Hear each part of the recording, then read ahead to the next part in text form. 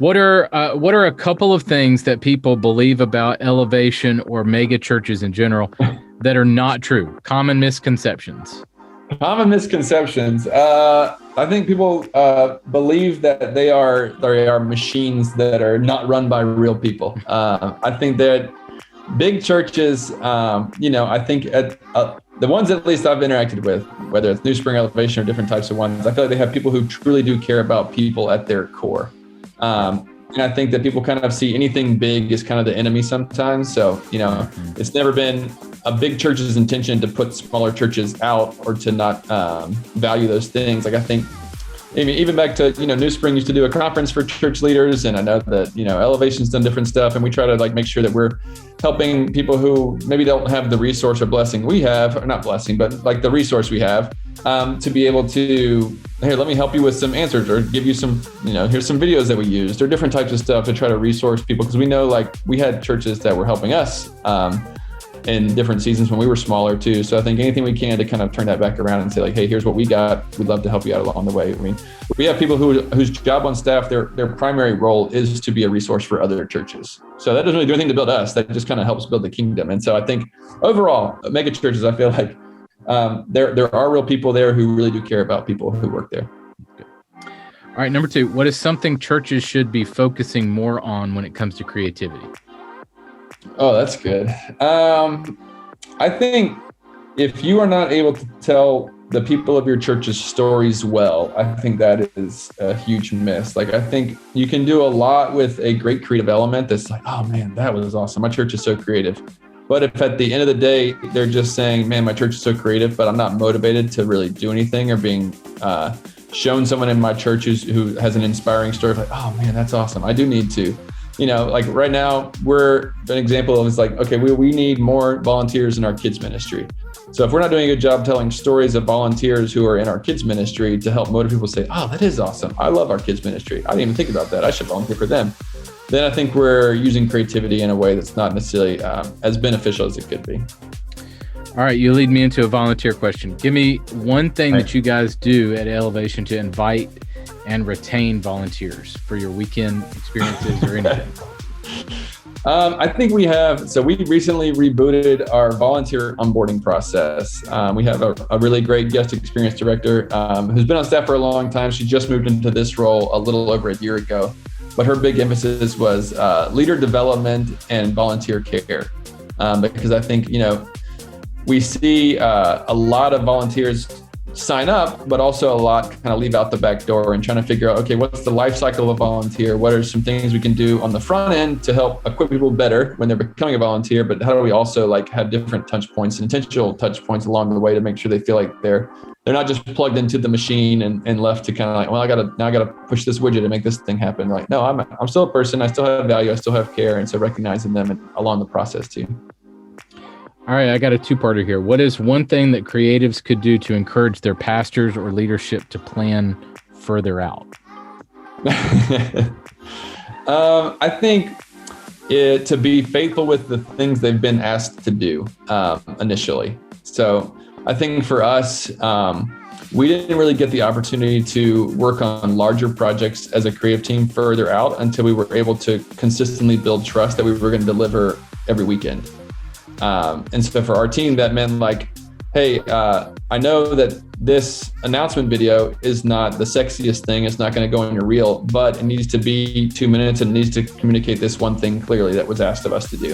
I think when we were able to build those types of wins, then we were kind of given more and more trust and more runway to, like I mentioned a little earlier, now the creative team is fully over the Christmas.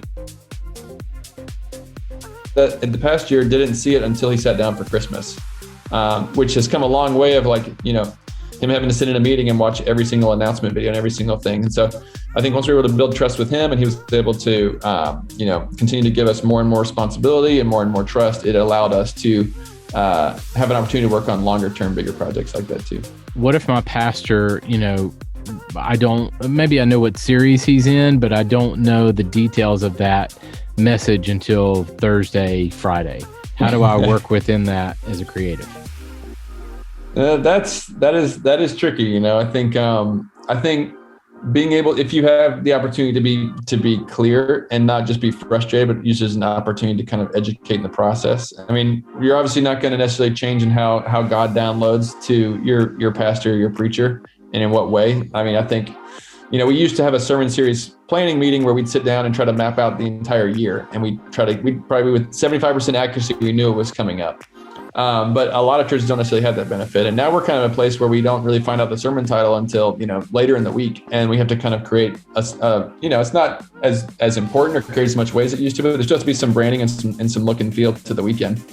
But I think a lot of that comes with education of like, hey, Pastor Bill, if you're able to give us this much time, we can deliver a little bit better quality or something that helps, emphasize or reiterate the thing you're trying to teach. But I think at the end of the day, you're like, okay, well, I can't control how God's going to talk to him. So I have to work within the box I've been given. So if I have 48 hours to make it great, cool. I'm going to do the best I can in 48 hours and not really wish I had 6 extra days to do it, because that's just not the reality of the situation either sometimes. Good. And you might have just answered this, but I'm going to ask it anyway. What is kind of on the flip side of that? What is something creatives can do to serve their leadership in last minute situations? It's not given to me until Friday, Sunday morning. How can I serve my pastor well? The best thing is to have a good attitude. I don't think they're happy about having to ask you last minute either. And so if you kind of throw a fit or try to add more drama to the situation, that's not going to help it get done any faster. It's just going to compound people's frustration. So I think it's good to, if you have opportunity to say, evaluate it in the back end of hey, this was great. We could have done this and this and this had we had a little bit more time, but we feel like we were able to do the best we could in the time we had. But I think having a good attitude, I think that's probably one of the best things that we've done is okay, we just need to say, all right, great, we can figure it out. We'll figure it out. I don't ever want our pastor to have an idea and then not tell us the idea because he's worried that we're going to be frustrated or not be able to pull it off. I want him to say, no, this is what God, I think, has asked me to kind of help support the weekend sermon with. Can you guys pull it off? We're yeah, we'll figure out something. Good. All right, last one for you. From a creative standpoint, what makes the greatest impact with a sermon series or weekend? Is it design, video, live elements? What usually makes the biggest impact? I think it is whatever clearly communicates the action step, whether that's video design, print, a live element. I think if the creative is getting in the way of the main message and it's more window dressing than, pointing a clear direction towards something, then I think that it is definitely not as effective. I think the most effective creative communication is something that is clear. And I know at the end of it, okay, I'm supposed to have, this response. Then I think that's the best form of creativity. Yeah. Awesome. Well, man, how can people keep up with you? How can we follow you? Yeah, you can follow me on Instagram. It's at Ryan Sworth, which is my last name is Hollingsworth, and I was told when I was 14 working in a Chick-fil-A by one of the cooks in the back that Hollingsworth wasn't a very cool last name, so he changed my name to Sworth.